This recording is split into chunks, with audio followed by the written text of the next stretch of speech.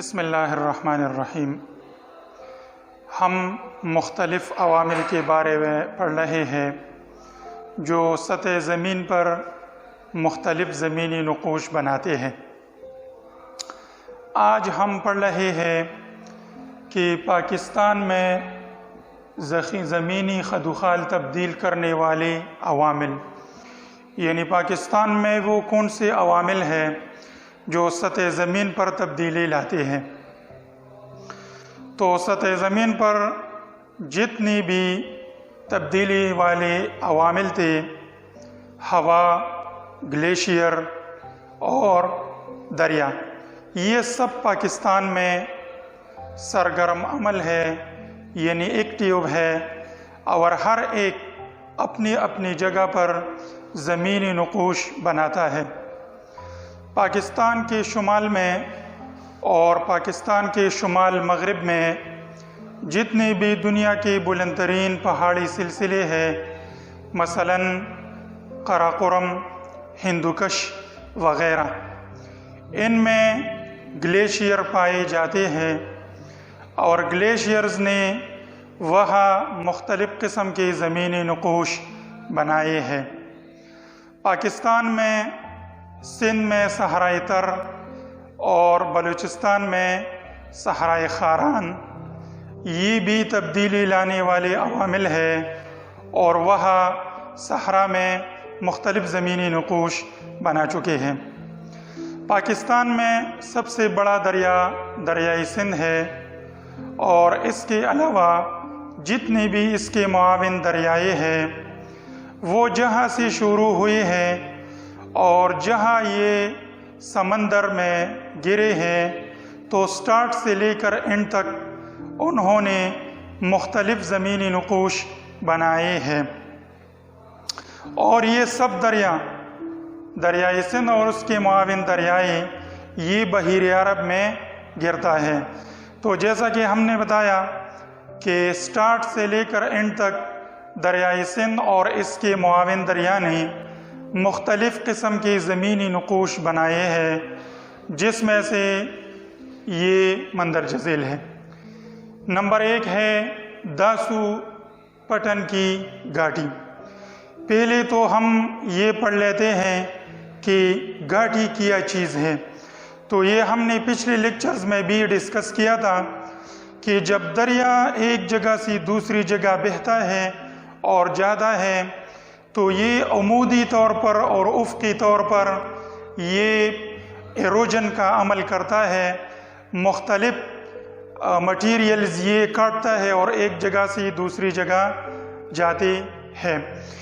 گھاٹی جب دریا ایک جگہ سے دوسری جگہ جاتی ہے اور اس بہنے کے دوران جب یہ عمودی کٹو کی وجہ سے ایک گہرائی بناتا ہے، تو اس گہرائی کو جو کہ سمندر کے بہنے کی وجہ سے بنتی ہے، اس کو ہم کہتے ہیں گھاٹی۔ اور اس کو داسو پٹن کی گھاٹی یہ نام اس کو اسی وجہ سے دیا گیا ہے کہ خیبر پختونخوا کے ضلع داسو پٹن میں دریائے سندھ نے یہ گھاٹی بنائی ہے، اسی وجہ سے اس کو کہتے ہیں داسو پٹن کی گھاٹی۔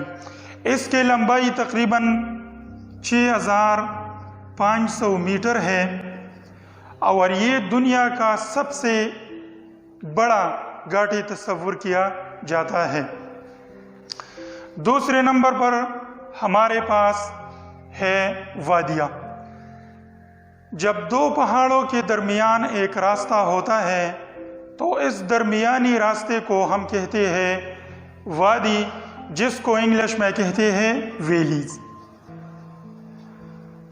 یعنی جو راستہ دو پہاڑوں کے درمیان ہو اس کو کہتے ہیں وادی۔ مثلاً یہ ایک پہاڑ ہے ہمارے پاس اور یہ دوسرا پہاڑ ہے ہمارے پاس، تو ان دونوں کے درمیان جو راستہ ہے اس کو کہتے ہیں وادی۔ دریائے سندھ اور اس کے معاون دریا نے اپنی بالائی حصے میں وادیاں بنائی ہے، جس میں سے مشہور ہے وادی سوات اور دوسرے نمبر پہ ہے وادی در۔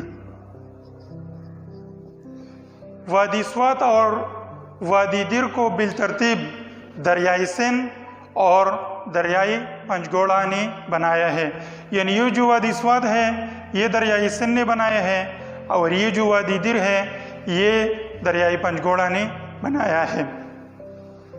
تیسرے نمبر پر ہمارے پاس ہے دریائے سندھ کا میدان۔ تو جیسا کہ ہم نے پہلے پڑھا تھا کہ دریا تین قسم کے عمل کرتے ہیں، یعنی ایروجن، ڈپوزیشن اور ٹرانسپورٹیشن۔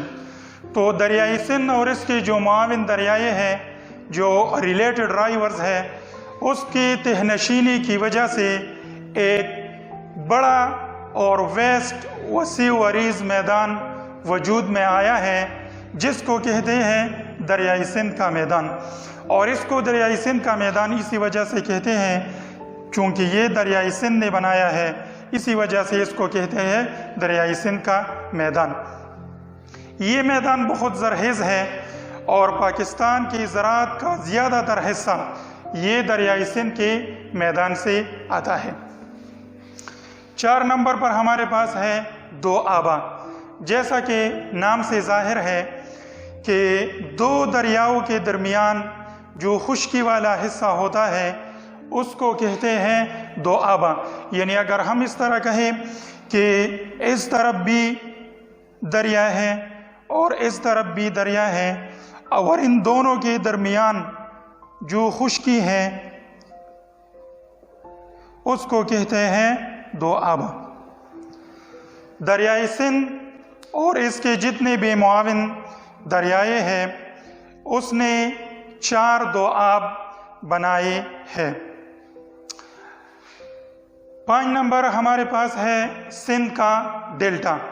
تو ڈیلٹا کو ہم نے پہلے بھی بیان کیا تھا پچھلے لیکچرز میں کہ جب دریا سمندر میں گرتا ہے تو اس گرنے کے دوران اس دہانے پر یہ مختلف مٹیریلز ڈپازٹ کرتی ہیں اور اس ڈپوزیشن کی وجہ سے ایک شکل اور ایک سٹرکچر وجود میں آتا ہے جو کہ یونانی لفظ بالکل اس طرح ہوتا ہے، اسی وجہ سے اس کو کہتے ہیں ڈیلٹا۔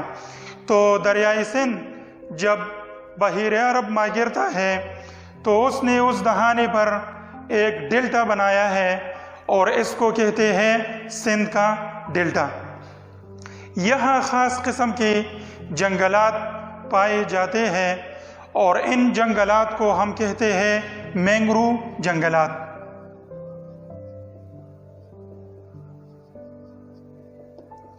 یا ہم اس کو انگلش میں کہتے ہیں مینگروو فارسٹس۔ تو جتنے بھی سطح زمین پر تبدیلی لانے والے عوامل ہیں پاکستان میں سب ایکٹیو ہے، یعنی سب سرگرم ہے، اور جہاں جہاں یہ عوامل موجود ہے وہاں یہ زمینی نقوش بناتے ہیں۔ لیکن ان سب عوامل میں سب سے اہم عامل جو ہے وہ ہے دریا، اور پاکستان میں جتنے بھی دریا ہے، دریائے سندھ ہے اور یا اس کے معاون دریائے ہیں، انہوں نے سٹارٹ سے لے کر اینڈ تک جتنی بھی زمینی نقوش بنائے ہیں ان میں سے ایک ہے داسو پٹن کی گھاٹی، وادیہ، دریائے سندھ کا میدان، دو آبا اور سندھ کا ڈیلٹا۔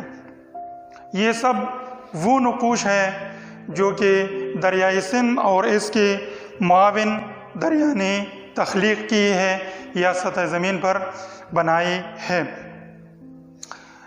دوسرے عوامل کی طرح جتنے بھی عوامل ہیں پاکستان میں ایکٹیو ہے، جیسا کہ ہم نے پہلے بتایا کہ پاکستان کے شمال میں اور شمال مغرب میں گلیشیئر ہے، ہیسپر ہے، باتورو ہے یا سیاچین گلیشیئر ہے، انہوں نے بھی وہاں مختلف قسم کی زمینی نقوش بنائی ہے۔ اس کے علاوہ پاکستان کی صوبہ سندھ میں صحرائے تر ہے، یا صوبہ بلوچستان میں صحرائے خاران ہے۔ اس میں بھی اس صحرا میں، چونکہ صحرا میں زیادہ تر عامل جو ہوتا ہے وہ ہوتا ہے ہوا، تو انہوں نے مختلف قسم کے زمینی نقوش بنائے ہیں، اور یہ جو ہم نے یہ زمینی نقوش پڑھی، یہ دریائے سندھ اور اس کے جتنے بھی معاون دریائے ہیں، یہ دریائے سندھ اور معاون دریاؤں نے مل کر یہ سب تبدیلیاں اور یہ سب زمینی نقوش یہ جو ہم نے بیان کی یہ بنائے ہیں۔ جیسا کہ ہم نے پہلے بھی بتایا تھا کہ جتنے بھی عوامل ہوتے ہیں وہ کسی خاص علاقے اور کسی خاص جگہ میں ہوتے ہیں۔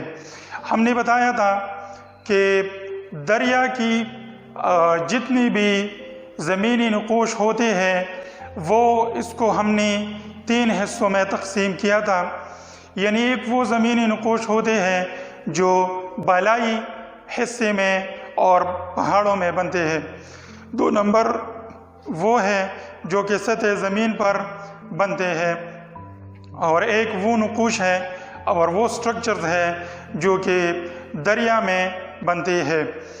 تو یہ جتنی بھی دریا کی وجہ سے بننے والی زمینی نقوش ہیں یہ مختلف جگہوں پر اور مختلف حصوں میں اور مختلف اسٹیجز پر بنتے ہیں۔ صحرا میں طاقتور عامل جو ہے وہ ہوا ہے، یہ ڈپوزیشن کا کام بھی کرتی ہے اور یہ ٹرانسپورٹیشن کا کام بھی کرتے ہیں اور ایروجنل کا کام بھی کرتے ہیں۔ تو ہماری شہری علاقوں میں مسئلہ یہ ہوتا ہے کہ یہاں زمینی نقوش نہیں بنتی، کیونکہ عمارتیں ہوتی ہے، جب ہوا چلتی ہے تو وہ کبھی ایک عمارت سے ٹکراتی ہے، کبھی دوسری عمارت سے ٹکراتی ہے، تو اس کا جو دباؤ ہوتا ہے اور اس کا جو پریشر ہوتا ہے وہ کم ہو جاتا ہے۔ اور صحرا میں چونکہ عمارتیں نہیں ہوتی، وہاں گھریں نہیں ہوتی یا بازار نہیں ہوتی، تو جب ہوا چلتی ہے تو وہ زور سے چلتی ہے اور جتنے بھی زمینی نقوش ہوتے ہیں وہ بآسانی بنائے جا سکتے ہیں۔ تو زیادہ تر ہوا کی وجہ سے جو ہمارے پاس زمینی نقوش بنتے ہیں وہ ہمیں زیادہ طور پر صحرا میں ملیں گے۔ اور آج کے لیکچر میں ہم نے پاکستان میں زمینی خدوخال یہ چونکہ دریا کی وجہ سے بنتے ہیں، تو یہ تھے جو ہم نے اس لیکچر میں پڑھے۔ آئندہ لیکچر میں انشاءاللہ ہم چیپٹر نمبر 2 کے ایکسرسائز کو ڈسکس کریں گے۔ Thank you very much.